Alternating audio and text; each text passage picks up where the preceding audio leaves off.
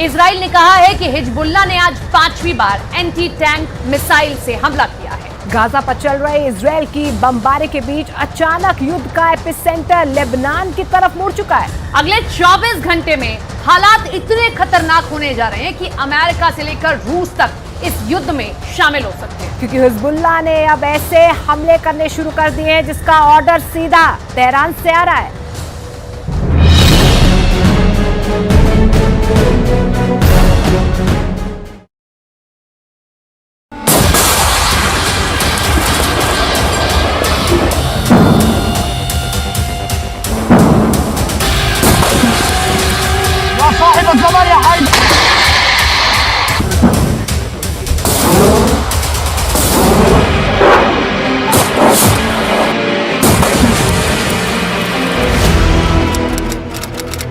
पंद्रह अक्टूबर 2023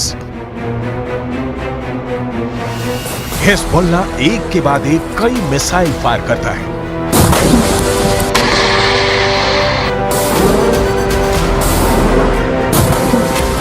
पहला हमला टावर उड़ गया, दूसरा हमला रेडार तबाह हो गया,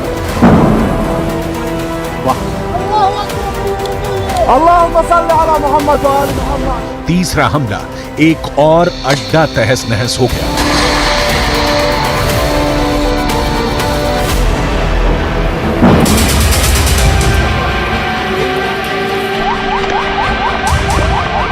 ये जगह है लेबनान और इजराइल के बॉर्डर पर शीबा फार्म्स का इलाका।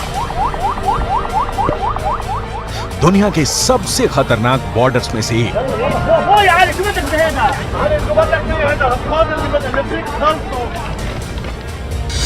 और यहां बने हैं इजराइल के 5 बहुत ही खतरनाक अड्डे। अड्डा नंबर 1, अड्डा नंबर 2, अड्डा नंबर 3, अड्डा नंबर 4, अड्डा नंबर 5। ये जगह गोलान की पहाड़ियों के उत्तर में है और यहाँ पहाड़ों की ऊंचाई 1500 मीटर तक है। नीचे लेबनान का इलाका और यहीं से अटैक लॉन्च किया गया। इस ग्राफिक से समझ सकते हैं इस इलाके की टोपोग्राफी, कौन कहां मौजूद है, कौन सा इलाका किसके पास है।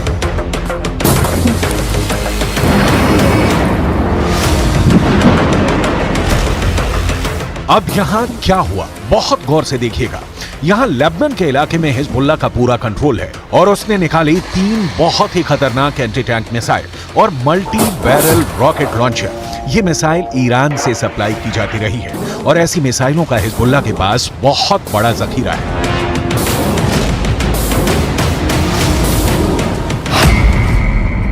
हिजबुल्लाह ने 3 तरह की एंटी टैंक गाइडेड मिसाइलें इस्तेमाल की। ये है कॉर्नेट, इसकी रेंज 5 किलोमीटर तक है। ये रूस की मिसाइल है, लेकिन अब ईरान इसका देसी वर्जन देहलाविया तैयार कर चुका है और ऐसी बहुत सी मिसाइल अब हिजबुल्लाह के पास है।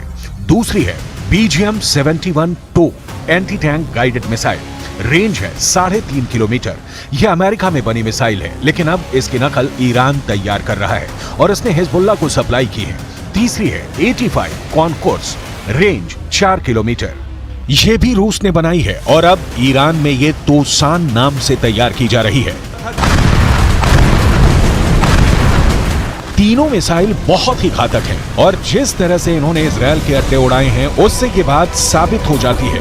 हिजबुल्लाह का दावा है कि उसने ये हमला लेबनान में इजराइल के हमले के जवाब में किया। इजराइल के हमले में एक पत्रकार की मौत हुई है, जबकि कई घायल हुए हैं। इस वीडियो में देखा जा सकता है कि कुछ पत्रकार घायल हालत में हैं और पास ही एक गाड़ी चल रही है। इजराइल पर इस हमले का आरोप लगा है।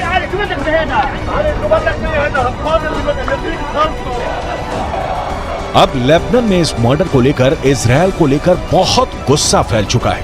इजराइल के खिलाफ बेरूत में लगातार प्रदर्शन हो रहे हैं। इसी को देखते हुए अब हिजबुल्लाह ने क्या किया है वो बहुत गौर से देखिएगा।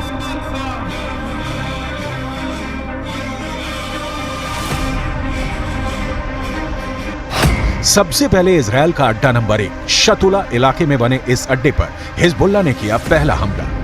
हिजबुल्लाह ने कॉर्नेट मिसाइल से अटैक किया जो सीधा जाकर इजराइल का एक टावर उड़ा देती है। हिजबुल्लाह की ये रेंज देखकर इजराइल के कैंप में खलबली सी मच गई, क्योंकि निशाना भी बिल्कुल सटीक लगा और टावर पूरी तरह से तबाह हो गया। इसके बाद टारगेट बना इजराइल का अड्डा नंबर 2, ये भी शतुला इलाके में है और यहाँ हिजबुल्लाह ने किया दूसरा हमला। इस बार हिजबुल्लाह ने BGM-71 टो एंटी टैंक गाइडेड मिसाइल का इस्तेमाल किया। अमेरिका में बनी यह मिसाइल इतनी सटीक है कि इसने ठीक रेडार स्टेशन को तबाह किया। ऐसा निशाना देखकर कोई भी दुश्मन डर जाएगा। इसके बाद टारगेट बना इजरायल का अड्डा नंबर 3। यह भी शतुला इलाके के करीब है और यहां हिजबुल्लाह ने किया तीसरा हमला। इस बार हिजबुल्लाह ने concourse anti tank guided missile fire की। रूस की ये वायर गाइडेड मिसाइल भी इजरायल के एक ठिकाने को खत्म कर देती है। इसके बाद चौथे और पांचवें अड्डे पर भी हिजबुल्लाह अपनी बाकी मिसाइलों और मल्टी बैरल रॉकेट लॉन्चर से हमला करता है और उनका भी वही हश्र होता है जो बाकी अड्डों का हुआ है। हिजबुल्लाह का दावा है कि इन हमलों में इजरायल को भारी नुकसान हुआ है और उसके कई सैनिक भी मारे गए हैं। צה"ל הגיב בירי והשמיד עמדות חיזבאללה ואת מקור האש. כמו כן, בוצע ירי למוצב צבאי, אין נפגעים, גם שם צה"ל הגיב באש לעבר מקורות הירי. समझ लीजिए कि इस वक्त इजरायल और लेबनान के बॉर्डर पर आग लगी हुई है और ये सब कब युद्ध को 10 गुना भड़का सकते हैं, इसके बारे में दुनिया में सिर्फ 4 लोग जानते हैं। पहले हैं इजरायल के प्रधानमंत्री बेंयामिन नेतन्याहू, दूसरे हैं ईरान के राष्ट्रपति इब्राहिम रईसी, तीसरे हैं अमेरिका के राष्ट्रपति जो बाइडेन और चौथे हैं यूरोप से लेकर अमेरिका तक सबको हिला देने वाले रूस के राष्ट्रपति व्लादिमीर पुतिन। लेकिन इस वक्त सबसे ज्यादा एक्टिव ईरान है। ईरान के विदेश मंत्री हुसैन अमीर अब्दुल्लाहिया ने कहा है कि अगर इजरायल ने गाजा पर बमबारी नहीं रोकी तो हिजबुल्लाह ने ऐसी तैयारी की हुई है कि इजरायल में जलजला आ जाएगा। در اسرائیل علیه شهروندان و غیر نظامیان در غزه فوراً متوقف شود.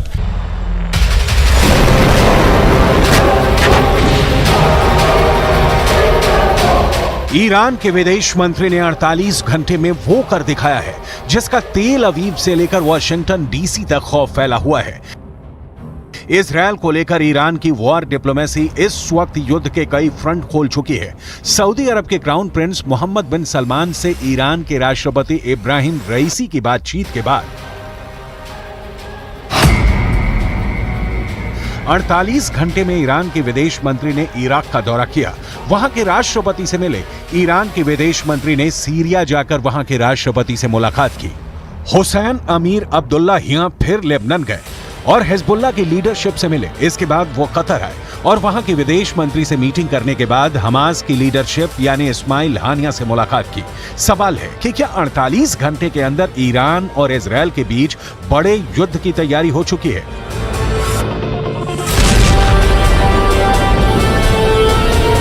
इजरायल ने भी लेबनान बॉर्डर पर हमले का वीडियो जारी करके बताया है कि वो हिजबुल्लाह को छोड़ेगा नहीं।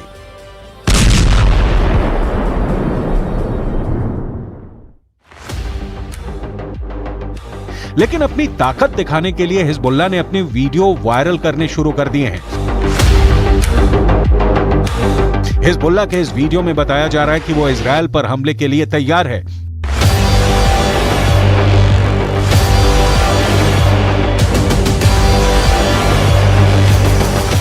इस वीडियो में हिजबुल्लाह का मैसेज साफ है कि उसका अटैक ऐसा होगा जो इजरायल रोक नहीं पाएगा।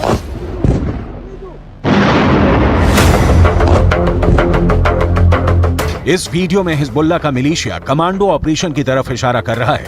इस वीडियो में हिजबुल्लाह बता रहा है कि उसके कमांडो मोटरसाइकिल पर आएंगे और इजरायल की सेना भागती हुई नजर आएगी। हिजबुल्लाह ने बहुत साफ शब्दों में कह दिया है कि वो इजरायल पर हमला कर देगा।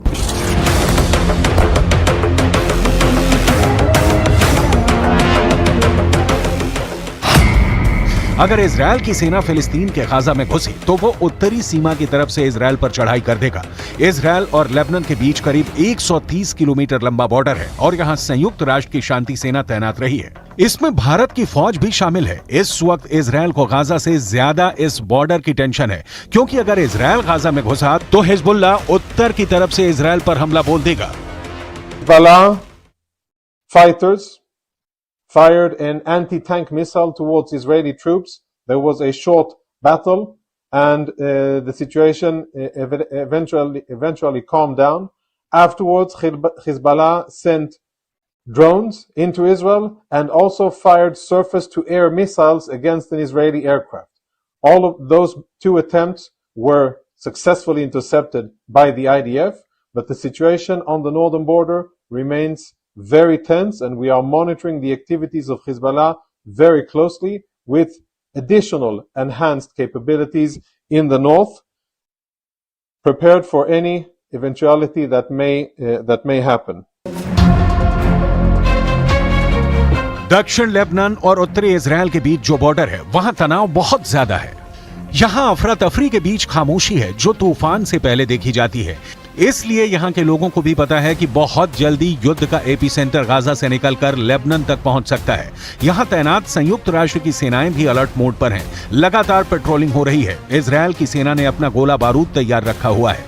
तोपों से जो गोले फायर किए जाएंगे वो पहले से ही रेडी मोड पर रखे गए हैं। इजराइल की रिजर्व फोर्स भी आसपास के इलाकों में तैनात की जा रही है।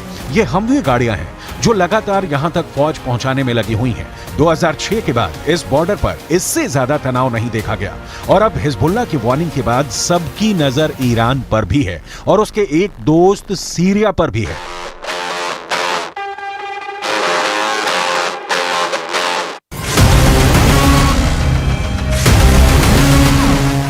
इजराइल के गोलान की पहाड़ियों पर भी टैंक पहुंचा दिए गए हैं। ये जगह सीरिया का हिस्सा था, लेकिन 1967 में युद्ध के बाद इजराइल ने सीरिया के इस हिस्से को अपने में मिला लिया और तभी से यह इलाका इजराइल के कंट्रोल में है। देखा जाए तो इस वक्त पूरे पश्चिम एशिया में युद्ध की चिंगारी पहुंच चुकी है। इजराइल से लेकर गाजा और गाजा से निकली ये आग अब लेबनान पहुंच चुकी है। चिंगारी सीरिया और ईरान में भी नजर आ रही है।